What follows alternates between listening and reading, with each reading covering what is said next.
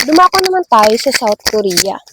Ang aims ng South Korea o layunin sa atin, ang edukasyon sa South Korea ay nakatuon sa paglinang ng mga taong may balanced personalidad, may malikhaing mag-isip, may pananagutan, at may kakayahang makibahagi sa demokratiko at pandaigdigang lipunan. Pinagtutuunan din kasi ng pansin sa South Korea ang pag-unlad ng kabuuang pagkatao ng isang tao sa isipan, sa damdamin, at katawan upang maging handa ang mga mag-aaral doon sa mabilis na pagbabago sa makabagong panahon. Ayon sa Article 31 Constitution of the Republic of Korea, all citizens shall aim have equal right to education according to their ability, and education shall aims at the full development of personality. So, ibig sabihin sa South Korea daw, ang edukasyon sa South Korea ay hindi lamang para maging matalino ang bata, kundi pati na rin, pa rin sa kanilang mapaunlad ang kanilang kabuuang pagkatao at pagiging mabuting mamamayan doon. Dumako naman tayo sa subject matter o mga aralin o signatura sa South Korea. Ang sa South Korea kasi, ang curriculum ng South Korea ay nakatuon sa balanse paghubog sa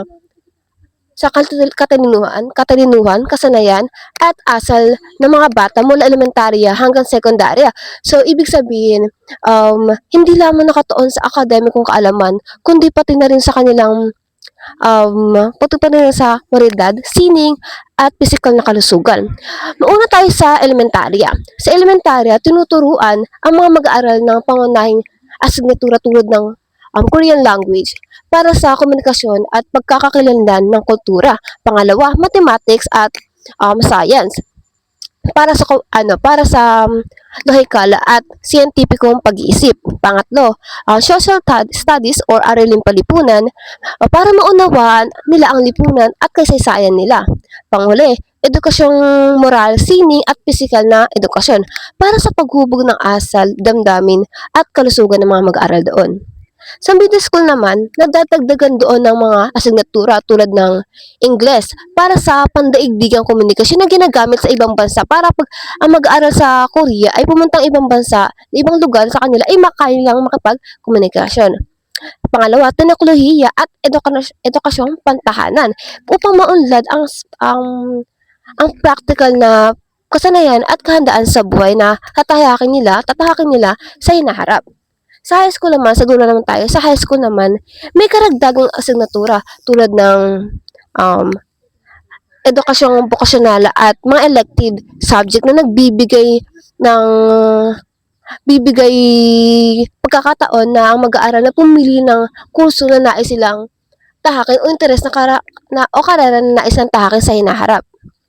Pangalawa naman, sa teaching and learning methods, sa learning project naman, ito naman yung pamamaraan ng pagkatuto at pagkatuturo ng mga sa South Korea sa mag-aaral doon.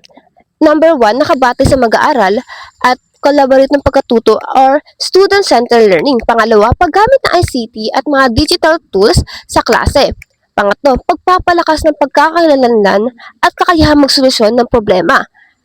Pang-apat, project-based at experimental learning at kakayahang magsolusyon o pagkatuto, project-based at experiential learning o pagkatuto batay sa aktual na karanasan na inaano nila. Panghuli, pagsasani sa sariling pagkatuto o self-directed learning. Ito naman yung pre-semester system. Ano ba yung pre-semester system sa Korea? Ito ay isang sistema kung saan pinapayagan ng mga estudyante na mag-explore ng mga karera sa loob ng isang semestra nang walang traditional na pagsusulit. Dito naman kasi sa teaching methods at learning methods ng South Korea ay layunin ng parang ito na gawing aktibo, malikain, at critical mag-isip ang mag-aral, hindi lang basta-basta umaasa lecture o exam. Dumako naman tayo sa assessment o evaluation. Ang sistema kasi sa pagtataya ng South Korea ay pinaghalo ng formal at patuloy na pagsusuri upang masubaybayan ang pagunlad ng mag-aaral. Ginagamit nila ang formative assessment, pagsusuri habang nag-aaral upang matukoy ang kanilang pagbutihan, at summative assessment, pagsusuri sa pagkatapos ng aralin o semestra upang sukatin ang buong pagkatuto nila.